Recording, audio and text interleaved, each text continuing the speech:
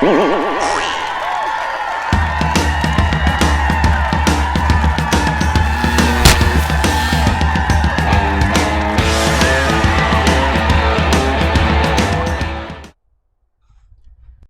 welcome to another Comic Source Comic Boom collaboration. It's the fourth day of Spawnmas, and if you're not familiar with what Spawnmas is, it's the celebration of Spawn. It's the announcement that we are going, in our insanity, in my insanity, we're going to be reading every issue of the main Spawn series in the year 2022. But we thought we'd kick it off a little early, leading up to Christmas, celebrating the birth of Christ. Heaven, by talking about Hellspawn, Yeah. the Todd Father's greatest creation, Spawn. So in the 12 days leading up to Christmas, Rocky and I are talking about the first 12 issues of Spawn. We have been pleasantly surprised by how well these hold up. They're pretty fantastic. So Yes. let me first compliment you, Rocky, on your festive outfit there. You even have the naughty across the I Santa do. hat. I could flip it all the way around and be the nice side, but I mean we're reviewing Spawn, so it's got to be naughty, right? I mean, come on. Exactly. And remember, and Al Simmons is an atheist. That's the irony, that he became basically a spawn, a hell spawn of Malabolgio, the devil. So I mean, it's kind of ironic that an atheist becomes nothing but a soldier of the devil. So it's interesting, not very holy, but 'tis the season, so let's have some fun. Yeah, that's interesting. You bring that up. Him being an atheist, because we haven't talked at all about sort of the religious overtones that McFarlane is not shying away from at all. He's basically saying this is how it is. This is heaven. This is hell.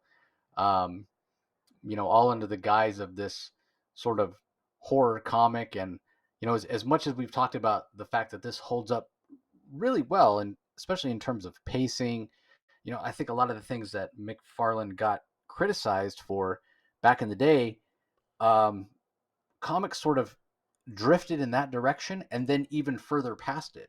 Like people say, there's not enough story in a single issue because the panels are too big and the art is showcased too much. Man, you got a ton of story in these compared to modern comics, where you can read them in 5 minutes. Yeah. Did these issues of Spawn have as much story as some of the other comics of the time? Maybe not. But again, when you go back and read them in the context of the modern time, I think they hold up really, really well. And then, like I said, the other thing being sort of the religious overtones. But there's definitely a feel of reading Spawn, and I think this is really part of the appeal of Todd McFarlane himself as a creator. When you're a follower of Todd McFarlane, when you follow his work and you read his books and you are part of sort of the McFarlane community, as it were, you're in with the cool kids, right? Like there was a feeling at the time when Spawn was coming out, like everybody was reading it, and if you weren't, you were not with the cool kids. You know what I mean?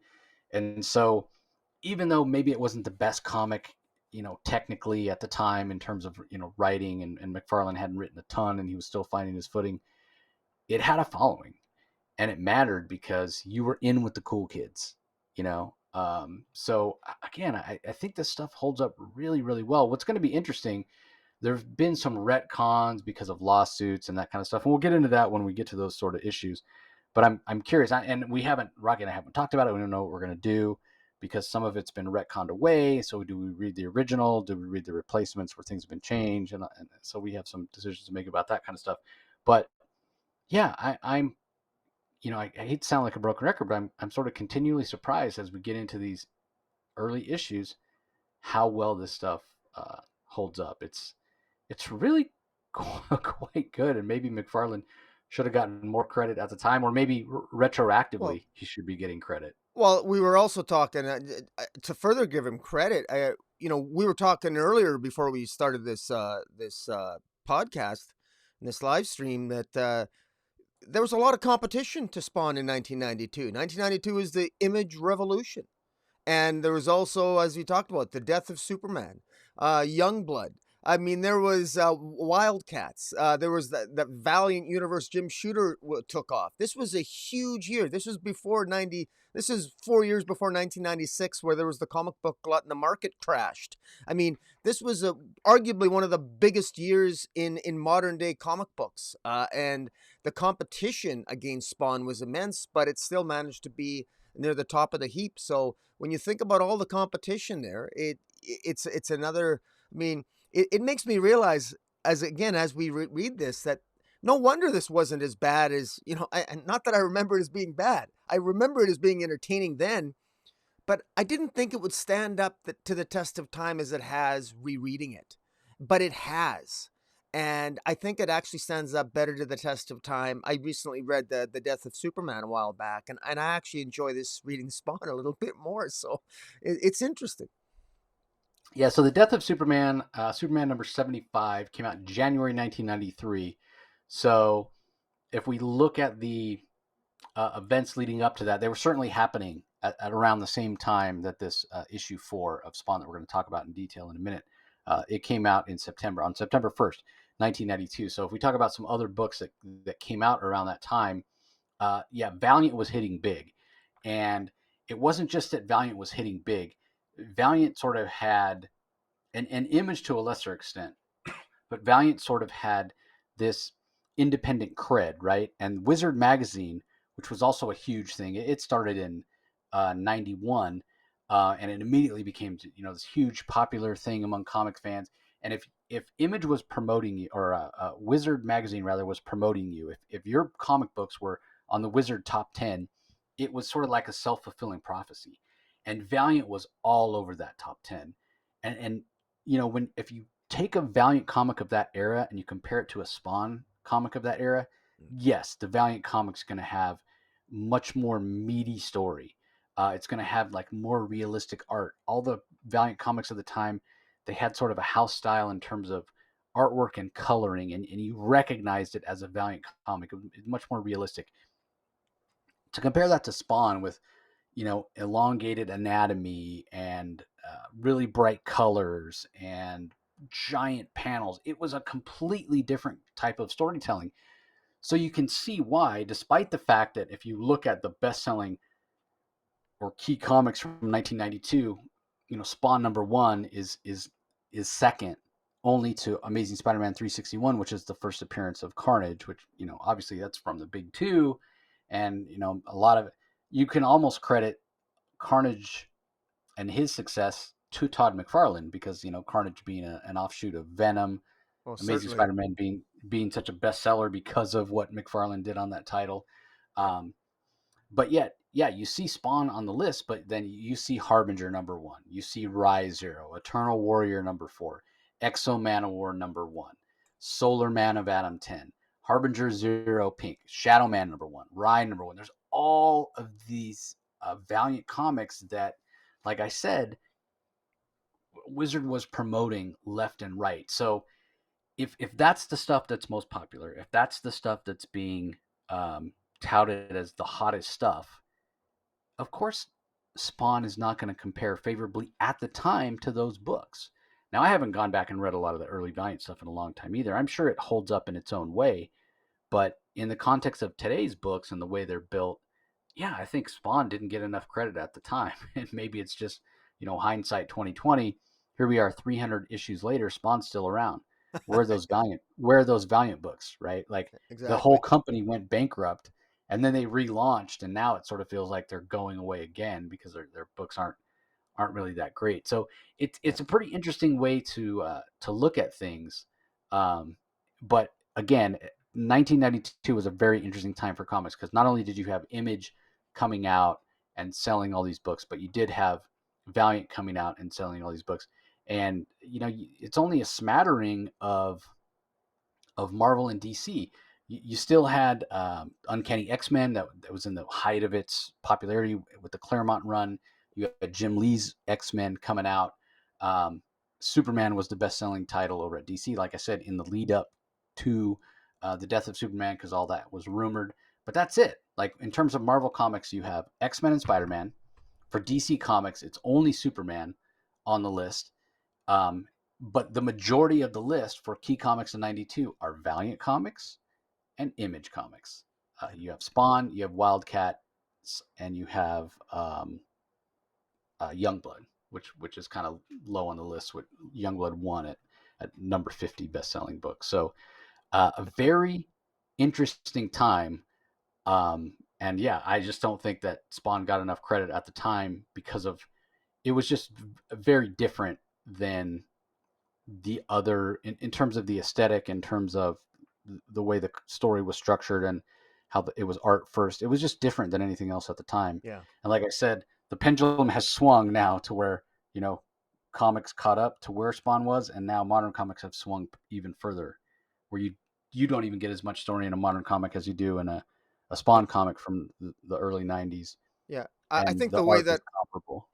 I would phrase it that just to build on what you're saying, that in 1992, Spawn got a lot of attention, but it never got the credit maybe that it deserves. Whereas now, Spawn is getting a lot more credit in, and perhaps, well, it's still getting a lot of attention too, but it's the credit is caught up with the attention. That after all, it is 30 years now. It means the longest running independent title. Well deserved. I mean, and it's one of those things where over time, I mean, the best stories, I mean, it's like anything, the most interesting characters will eventually they will endure, and the most interesting characters will endure through periods of time when even the storytelling might be less than stellar, but they'll endure because there's something about the character that's compelling. And I think we're touching upon that, and you can see the what makes Spawn such an interesting character, and Al Simmons and the mythology of Spawn in these opening 12 days of Spawnness that we're going to be exploring. Yeah, I'm going to be interested to see if it actually does hold up all the way through. Yeah. Because yeah, Spawn does get credit for being the longest independent, highest numbered independent comic of all time. Um, but we know there's going to be rough spots, and yeah, it has gotten credit. It got attention when it hit 300, and more, circulation numbers are up and everything. But will it fall back down as the attention fades?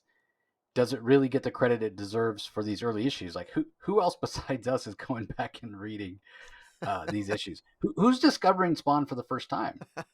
I hope that we have some listeners that maybe have never read these early issues that are being inspired by us talking about them to go and check them out. Because yeah, I think they're definitely worth revisiting. This comic is 30 years old. It's definitely Yeah. worth revisiting. So let's talk a little bit in detail about the events of Spawn #4. We at the end of last issue, Violator had gotten to Al Simmons at the end of a really, really bad, terrible day for him, where everything that could go wrong went wrong, and he ripped his heart out. And Al Simmons was like, "F you, Violator. I don't need my heart. I'm not even human anymore." And he stands up with a gaping hole in his chest, this green light emanating out of it, saying, "Yeah, that didn't do anything. Let's try it again. This time with some real damage." And Violator's kind of beside himself. "I don't believe it. Who gave you such powers? Humans aren't supposed to be like this." And Violator's like, "What? He doesn't need his heart. He's been going around town ripping the heart out of mafia guys, and they've just been falling." But clearly, Spawn is much more than that, much more than human these days. Despite the fact he looks like hammered uh, meat, as it were. Um, and yeah, Violator gets kind of pissed off. They start fighting. Spawn using up a lot of his powers, and we get some really great images from McFarlane, some close ups of Spawn's hands with the talons and the spikes and whatnot. And um, as Violator kind of discards his heart, I guess for nostalgia's sake, Al Simmons picks it up, puts it back in his chest, heals himself, says that's better. Um, and he says, "Well, I know your master's the scum that's been screwing with my life too." And decides that he's going to take out all his anger and angst that he's been feeling about this deal that he made with the devil. He knows that he got screwed, shouldn't have done it, and he just blasts away, letting loose with all his power to Violator, blast a hole in him. But just like Spawn can live with a hole in him, so can Violator. They're very much two sides of the same coin in terms of the power they've been granted, and they're both immortal. So they have somewhat of a knockdown, drag out, and eventually their master does, as limbs are torn off, and it's it's kind of gross when you see Spawn's arm go flying with it looks like a ham hock with the bone sticking right in the middle. And then Daddy shows up, and he's like, "I gave you guys far too much credit. It's not necessary to mutilate each other. Neither one of you can die. You're jealous of each other. You don't realize you're siblings from the same family. Uh, Basically, stop uh, your fighting because I created both of you, and you're going to be working for me." And the page where Magnolia here sort of describes what his plans are is, oh my god, so many words from McFarlane. This is one of those pages where he's sort of Yeah. showing his rookie um, skills as a writer. If you scroll down another couple pages, Rocky, I think you'll Sure. get to it. Oh yeah. Um, Well, yeah, I think it one more after one more. that, uh, Another one. where he's laughing, where it says, let me see, Jesus in the uh, yeah, actually a little yeah, it's 2 pages after where he cuts his arm off is the one that I'm talking about, and maybe it doesn't seem like as much dialogue in the Well, he catches something, so it's right here. Then that's where all the yeah, exposition yeah, is. yeah, that's it right there, and it doesn't look like much because it's um I just use giant redactive boxes to do it, but it's word balloon after word balloon after word balloon after word balloon. He's given a speech here, and again, I just think that it shows that McFarlane had something to learn, and Rocky talked about it when we talked about last issue, where so much of it is not necessary. Like we can see this. You don't necessarily have to tell us also. So it makes this issue makes for a bit of a longer read actually in terms of what we're just talking about. But basically, Magnolia basically tells them you got to stop fighting. In a way, you're on the same team. Your job is to basically recruit humans for me because although I have millions of souls in hell, uh, I need millions more for the coming war against heaven or whatnot. So that's the job of the Violator. That's the job of Spawn. And after Malabolgia sort of scolds them, then he just sort of leaves them to uh, their own devices. So they're Yeah. healed, and yeah, go ahead, Rocky. Yeah, I was just gonna say. I mean, Malaburga, he really rubs it in. I mean, he spells it out. I mean, it's like Todd McFarlane is is so he really wants to make sure the reader understands exactly why Al Simmons was recruited because and the devil here, Bolgia, he spells it all out. It's because you're a soldier and you already you knew how to kill people and you're perfect for what I want to do. And both you and the Violator, you're my pawns. You're gonna do what I say. The devil treats them both like garbage here. There, Yeah, he has absolute contempt for them. He doesn't care. He knows they got to do his bidding. He knows he's got Al Simmons by the balls. There's nothing Al Simmons can do. Al Simmons might have a low sperm count, which he found out to much chagrin last issue because he finds out his ex-wife Wanda or his former wife Wanda as a child with his best friend. He's all depressed, but I mean, there's nothing he can do about it. The more power that Spawn uses, the closer he gets to death, and then when he dies for a second time, whatever that might be, he's going to end up in hell with Malabolgia anyway. I mean, this guy and Malabolgia is rubbing it in, and Malabolgia even makes a point of saying to him, he reminds Al Simmons that even though he says, look, even though you're an atheist, I'm here to tell you that there is a God, and not only is there a God, but you are now the enemy of God. You never believed in a God, but there is a God, and I'm the opposite of a God, and God is now your enemy. And I mean, when you think about what he's saying here, I mean, you really get into the story. It's like, oh my God, yeah, like this is pretty much the worst case scenario for anybody's soul. I mean, it's one thing to lose your soul, but you know, You might even think at some point you're going to have maybe the sympathy or the love of God, but no, your God is now your enemy. You're working for me. It's not just you're not a victim here, Al Simmons. You're my soldier. So this was exciting stuff back in the day, and it's still good stuff. And there's a reason why there's going to be another Spawn movie coming out. I think this is, even though this might sound a little bit tropey after all this time, there's something still. I think there's still some excitement about that kind of plot line. Yeah, and again, I think the reason it was so criticized at the time is that again, credit to McFarlane, because I think he does a great job, and got too much critical um, bad press for it. But the mistakes he makes are the mistakes of a writer that just hasn't written a lot, right? Like, he's not subtle at all, and we talked about it last issue with kind of the lecherous former colleague of Al Simmons, and here, Malbolgia is not subtle at all either. Like, maybe you didn't need to put in all these words, but that's just Todd. And if you've if you've ever had a chance to meet Todd McFarlane and talk to him, you completely understand why he writes this. This is how he talks. Like, Yeah, the guy is very loquacious, and I that's love him talking. for it. Yeah. Yeah, he's great to interview because you ask him one question and he'll go on for like half an hour, and it's all good stuff. So, yeah, you kind of see um, why people were maybe a little critical of it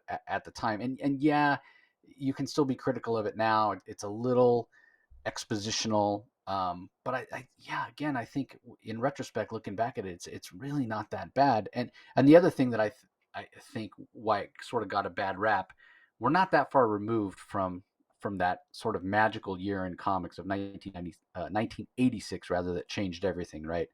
Dark Knight Returns, Watchmen, all these sort of hey, this is comics are for adults and what have you, and obviously this is not Alan Moore, this is not Frank Miller's Dark Knight. This is this is a guy who's got incredible skills when it comes to narrative storytelling, and is still sort of figuring it out from a writing standpoint. So I think you cut him a little slack. But in terms of the story, what's funny, what stands out here is after giving this speech, Maltabolgia heals Spawn's arm, and then Violator's like, very much the jealous little brother. Hey, what about me?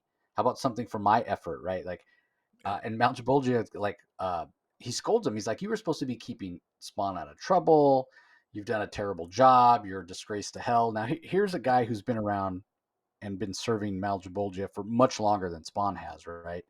And you sort of you definitely get the feeling that it's building animosity between Violator and Spawn. Like, they're already both scolded by the dad, and then the dad sort of relents and says, "Yeah, as terrible as everything is for you, Al Simmons, let me heal you and make sure you're okay," or whatever. Almost like a little pat on the head. And Violator's over here like, "What am I?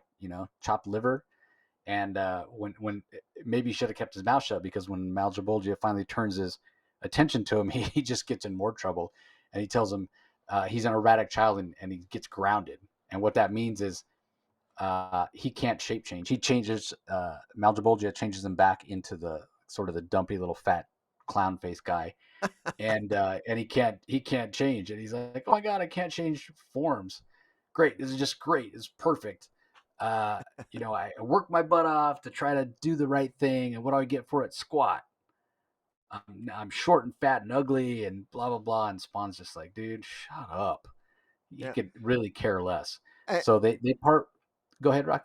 yeah, I was just gonna say, and the other thing is Malbolgia scolds Violator by saying, "Look, why'd you kill all those mob bosses?" I mean, the Violator. I mean, one of the things that was a little bit, it ended up being a bunch of misdirection and almost pointless killing. All the murdering and the killing that Violator had done in the previous in the previous 3 issues. It really was just for, I guess, great. It was just for effect. It was just to allow Todd McFarlane to show off his art, because there were just pointless killings. Because as Malabolgia says to Violator, you killed a bunch of paranoid thieves. Paranoid thieves serve no purpose. So, killing all these thieves and all these mobsters, and they end up in hell. They're just, that doesn't help me. So it sort of hints at a larger agenda that Malabolgia, the devil, has. And and it also says something about the Violator. The Violator, we at this point we don't know how long the Violator's been a servant of the devil, but clearly maybe he's gone a little bit wacky. Maybe he's gotten reckless, he's gotten careless, or he's almost more of a blind killer. And it really shows the juxtaposition, the difference between the type of soldier of the devil that Al Simmons will be versus the Violator, because they're very, very different. And again, it's not really subtle. The differences between the Violator as a soldier of the devil versus Al Simmons, it's not subtle. It's very stark, which really, the lack of subtlety really underscores McFarlane's approach to the entire narrative. Yeah, it really shows that ultimately the Violator's not very intelligent.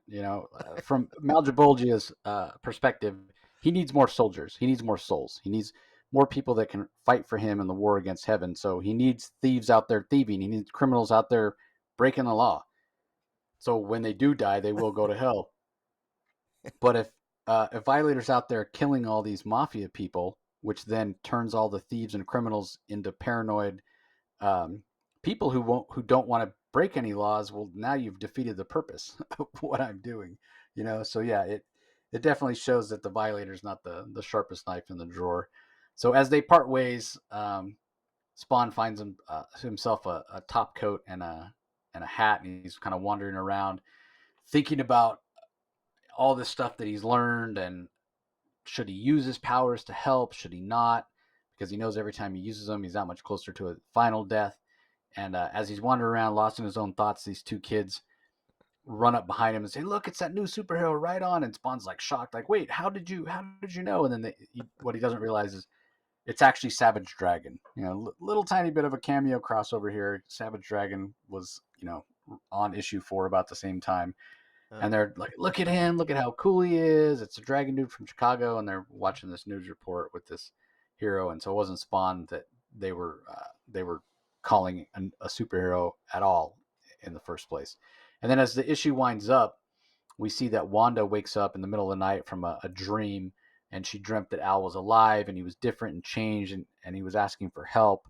And Terry's trying to soothe her, get her to go back to sleep. And she's like, it felt like he was almost here, but he was sort of trapped, and God, I think I'm going crazy.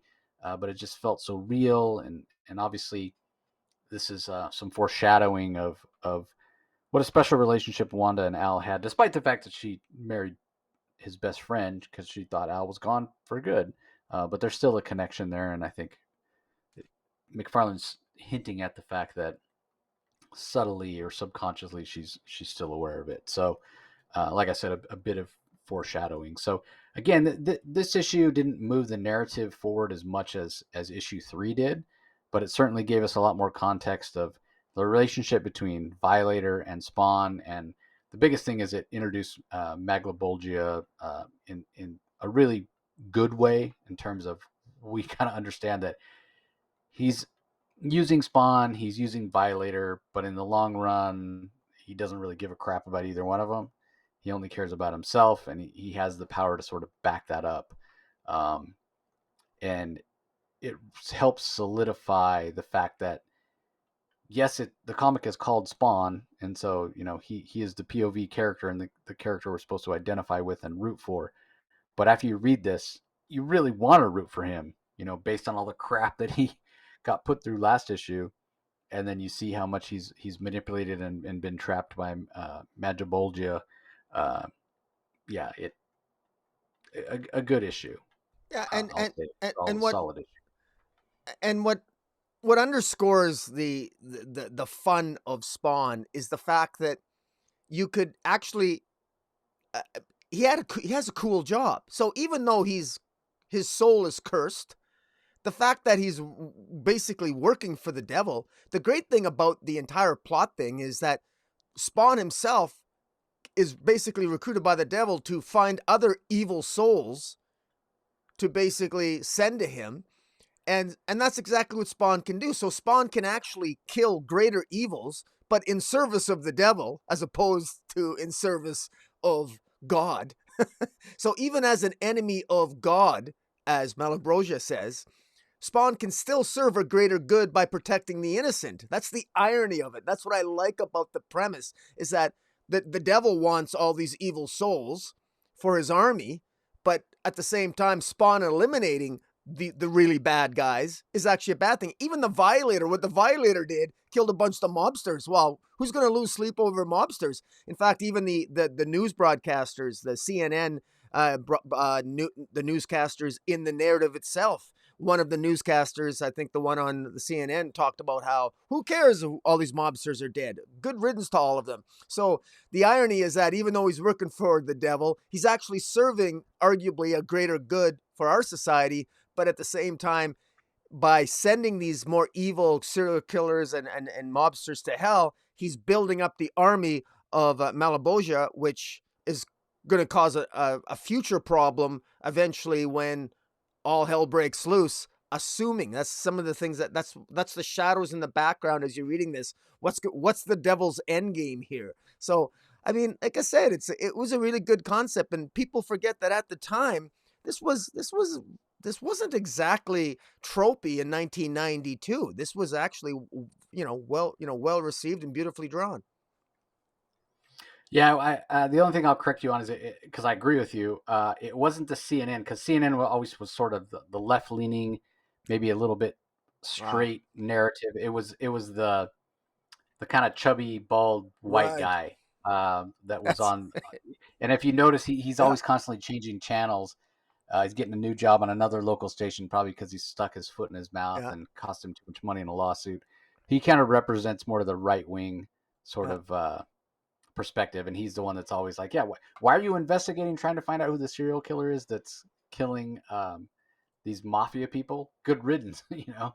Like, I'm Yeah. happy for them to be gone." I think this So is the first issue where this is I think because in the first, this is the fourth issue that we're reviewing now. I think every one of the first three issues had the news broadcasters on there, at least on yeah, one page. This is the first time where we don't have any. yep, yeah. I imagine McFarlane might have run out of room with that big battle Yeah. between Violator and Spawn. So Oh, yeah, so again, a solid issue. Um, and yeah, I keep going back. I wish I could remember better, you know, what the criticisms were back then, because again, it was selling well. And there was definitely a subsection of comic fans that absolutely loved it. And it was more almost like of the academic side of comics that were sort of turning their nose up at Spawn. But in terms of, commercially, yeah, it was doing really well, much like Valiant. Image was promoted heavily by Wizard Magazine, not to the extent Valiant was. You almost think that Jim Shooter must have had pictures of somebody blackmailing people based on how much Wizard just fell in love with Valiant. But well, it's funny. I remember in the early '90s, I was really into the Punisher as well. And because 1992 was also the early years when Frank Castle was coming out. I think I just, I just remember collecting Punisher at the time.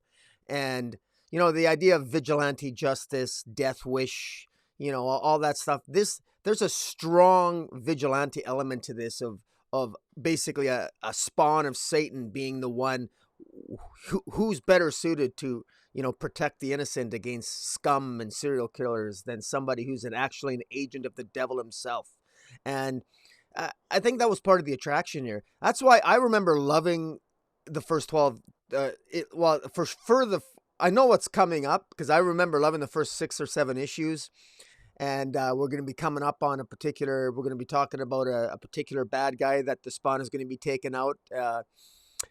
Something to do with ice cream. And we'll talk about that on another day of Spawnmas. But like I remember I remember quite loving this, and I remember getting out of it around issue 12. And it's funny, like when I did a quick Wikipedia check, I believe the sales started to stagnate a little bit around in the early 20s on Spawn, and it might be that the formula sort of wore off fairly quickly after that. But there's no denying that the early issues definitely seem to heat up the sales charts. well, I think one thing that we can't neglect to mention, and I did mention it before on a previous 12 Days of Sonmas, is we're going to cover the first 12 issues here, which would be a year's worth of comics, but it took almost 2 years for those to come out. So in terms of it stagnating and whatnot, a lot of it was just losing momentum because it was just late, and people, that wasn't as big of a thing. Like now when things are late, even from the big two, you I'm not saying you expect it, but you sort of take it with a grain of salt, and it's not that big of a thing, right? Back then, you did not have late comics from Marvel or DC. If the regular issue wasn't ready to ship, um, they had backup issues ready to go. They had, I can't remember what they called them, um, but they had them in a filing cabinet. Like if the Spider-Man issue, if somebody got sick and the artist couldn't draw it, or the writer was behind on the script, or what have you, inventory. That's what they called them, inventory issues. You had one and basically literally all you'd need to do was like create a first page and a last page, just like a framing sequence. Like it could be in the middle of Spider-Man having a fight with Mysterio, and then the next part of the Mysterio fight can't happen. So instead, we'll do an issue with Spider-Man fighting Werewolf by Night, and you literally have to just do 2 pages, right? So you get anybody, didn't matter who, wasn't the regular writer, or maybe it was, but it was a different artist because it was already written, and they'd do 1 page where, okay, Mysterio's using his illusion powers on Spider-Man on the first page, and then the whole rest of the issue, except for the last page, would be Spider-Man fighting Werewolf by Night, and the last issue would be him like waking up from that illusion, and the next issue would actually be the second part of the Mysterio that should have been in the previous issue. So even if something happened, because they had these inventory issues stuck in a filing cabinet somewhere to use if they needed to, you didn't have late books. Books weren't pushed; they still came out every month, until Image, and it lost so much momentum, and it created some animosity between retailers and Image as a publisher and their creators, because your invoice would come in from Diamond or Capital City. There was 2 distributors back then, and you would be charged for these Image books that you had ordered, but they wouldn't actually be in your delivery. So you're paying for stock that you don't have and can't sell to recoup the money you just spent on it. I mean, you can imagine how much animosity that created. So I think that had a lot to do with that. I mean, that was a big reason why I fell off, because I stopped paying attention. I think I was still buying it, but then before I knew it, I was like 3 or 4 issues behind. And when you're not reading it on a monthly basis, when it's not coming out on a regular schedule, it just makes it that much easier to jump off. So I think that had a lot to do with why the numbers started dropping. Now, when we're going back and we're reading comics from 30 years ago, we got them all right. Like it's going to take us a long time before we get caught up um, to current issues. So we won't have that, and the fact that they're late and the story losing momentum because of that, we won't have to deal with that at all. So I just wanted to mention that because I think it definitely contributed to people jumping off of the book, basically. Yeah. Any thoughts on that, Rocky?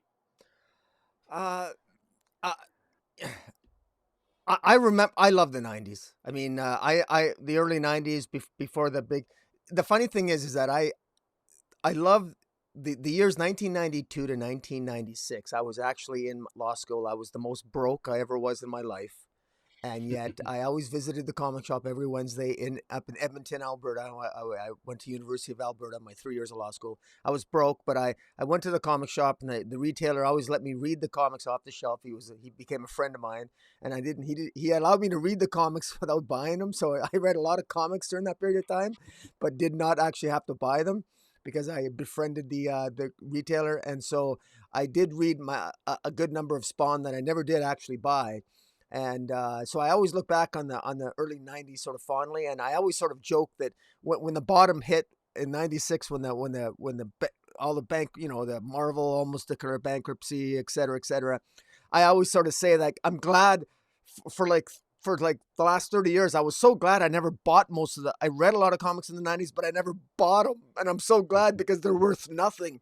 But now all Yep. of a sudden, especially the Spider-Man and the Spawn, they're starting to go up in value. Now I kind of wish I would have bought them, but I do have 4 copies of Spawn #1 though. I did jump on that bandwagon, and that was a dollar bin comic for like decades, and then all of a sudden now Spawn #1 is worth something. So, and issue 9, first appearance of Angela, which we'll be reviewing as well, is worth something. But it's just funny. I got great memories of reading Spawn and even Youngblood and all that, all those different eclectic artistic styles that certainly aren't my favorite anymore. But it's McFarlane still holds his own. His art's pretty good, and any, McFarlane, I think of all the McFarlane and Jim Lee out of that Image crew, I think, probably fared better historically into the modern day with their artistic styles. But yeah, great time. Yeah, I continue Yeah, to that's a enjoy great. Spawn.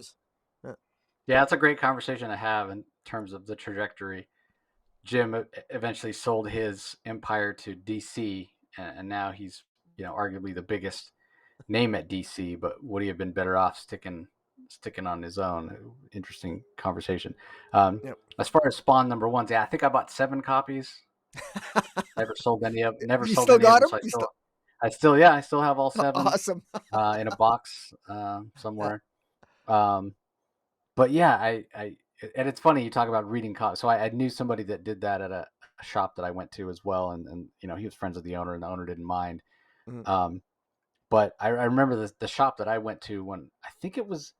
I'm trying to remember. I've gone to so many different shops over the years. I think it was the shop that I went to when I was in college. They had signs hanging from every rack saying this is not a library. yeah. So yeah, they would have, It they'd be was to very me. poor. Yeah, poor college students, man. Like, yeah, and I think about that now, right? Like, I've been thinking, okay, so I bought 7 issues of Spawn #1 at $1.95 a piece, when most comics at that time were, I think, 75 cents or $1, Yeah. maybe $1.25. It was if it was the deluxe Baxter issues like Noon Teen Titans was, or Legion of Superheroes. Um, but yeah, $2, $1.95. So I bought 7 comics. Comics cost me $14. Oh my god, that's so much money. 14. And now you're like, $14. That'll get you 3 books, maybe Uh, 3 books I nowadays. I remember So my roommates in we lived in a sort of an old fraternity house. Me and 3 other my law school roommates, and we I remember they would give me shit more than once because they would see a pile of comics, because I would buy some comics, right? But because we were all kind of broke, and we were all budgeted, and they always sort of bugged me because we also had a social life, right? So I mean, $1.99, even back then. I mean, I think it was like $1.75 was the price of a beer, right? I mean, so it's yeah, like, I mean, every time I bought a comic, that's one less beer I could drink, and then us buddies, we'd always borrow, we'd always take turn buying drinks, and if I couldn't buy a drink, they'd always give me shit saying they're going to sell my comics on me. So it's like, I said, "You're going to have to find them first, you bastards." But yeah, but yeah. God, we could yeah. If we start talking about college stuff, we could be here all night. So I lived next door to the captain of the hockey team, and there was a bunch of Canadians on our floor and a bunch of the hockey members. And the way I subsidized my comic buying back then was I was the only one on the floor that had a Sega Genesis. Like, yeah, that was the system back then, and I had NHL '92, and man, uh, we had epic battles of NHL '92 for $1 a game. yeah, And yeah, I got really good at it. I mean, those guys would kick my ass on the playing real hockey. right. I wasn't on the hockey team, but I knew how to skate. I had my own skate, so they would invite me to the hockey rink. Um, and so it was Berkeley Ice, was because I went to school in San Francisco Bay Area, and it was Berkeley Ice would let the hockey team come and practice for free, but the caveat was practice started at 11 p.m. at night. And so I used to go on Sundays. They would ask other guys to come and kind of play the opposing team, so they could actually have a real scrimmage. And Yeah. because I had my own skates or whatever, and so I would go, and man, they would take I would beat them in Sega hockey when it wasn't real, and they would get their revenge and beat the shit out of me on the ice. And I think I got the worst end of that deal. But as what I still have to show for it to this day is I still have a lot of those comics that I bought. That's So right. the comic shop that I went to was in Concord. It was called the Land of Nevawuz, and it was spelled Nevawuz, like phonetically, Yeah. Nevawuz. Yeah. And I loved that shop. I loved that shop. And then um, I went back like maybe 15 years after I was out of college. I was in the area. I was like, oh, I'm gonna go buy my old comic. It wasn't there. I was Mm, heartbroken. That was such a great shop. That's where I bought Death of Superman and yeah. where I bought a lot of the issues of Spawn, and yeah, all subsidized by my great skills at playing NHL '92, which in retrospect wasn't really fair. It was my Sega Genesis. It was in my dorm room. I got to play and practice like far more than anyone else. Yeah. But man, did I talk a lot of shit and then pay for it on Sunday nights in I know, but it's like real saying, hockey. I mean, all of us in our university years, or we talk about, we piss all our money away, because we drink and we party too much and everything else. But I gotta admit, like, I had a budget for comics and I didn't piss it all away. And a lot of those comics, I mean, they're actually, they have some value now. And those back issues I bought back in the day, especially in 2020, I mean, I got to tell you, like, comic books have shot up in value a lot more than I ever thought they would. So I kind of chuckled because I always wondered, how am I wasting money more, by having a beer or buying a comic book? I'm not really sure, but now I'm thinking, I'm glad I bought that comic and stayed sober that much longer. Yeah, well, what I think about is, yeah, obviously you think about the mistakes or things you would have done different or whatever. But the older you get, there was a time where I was like, man, the mistakes I made in college or choices I made in college weren't the best. But the older I get, the more I'm glad that I did things the way I did because I have like really fun stories and crazy stories Yeah. and good memories, And I Oh think yeah. now I think if I had it to go back and do it all over again, I would do the same stupid shit because it's just it brings a smile to your face when you think about that stuff. Yeah. So fantastic. So anyway, everybody, thanks for joining us on this trip down college memory lane. But no, seriously, everybody, thanks for joining us for another episode of 12 Days of Spawnmas. I'm having a blast doing these. Like I'm enjoying this so much more Fun. than I thought I would. Yeah. I really did not account for the nostalgia factor and how much these books really stand up. Like I was like, well, I really want to get to the issues of Spawn that I've never read and get caught up to modern day and understand the mythology and whatever. And so I can look at King Spawn and Gunslinger Spawn and Scorch and whatever that's coming out with a more analytical and critical eye with some knowledge. And that was my end goal. But now I'm enjoying it for the comics that we're reading right now in and of themselves. So I'm really glad that we decided to do this. I'm looking forward to next year. I say that now. You might get to me in mid-February and I'll be like, what the fuck was I thinking? Having to get an episode out every day. Who knows? But for now, I'm really enjoying it. We hope you're all enjoying it too. I will once again remind everybody, as I always do, if you're checking us out just audio only, be sure you head over to YouTube. Watch the episodes there. You can check out the art. You can see Rocky and my smiling faces. Also, be sure you do a search for Comic Space Boom ! That's Rocky's channel on YouTube. Make sure you subscribe. Every subscription, every like on the video really helps us. It expands our reach. The more people that we reach, the more access we get to creators and what have you. And we just did an interview Rocky and I did with one of our favorite creators earlier tonight that'll be coming out on Friday. I have another interview coming up tomorrow with a really big name creator, so that'll be coming out soon.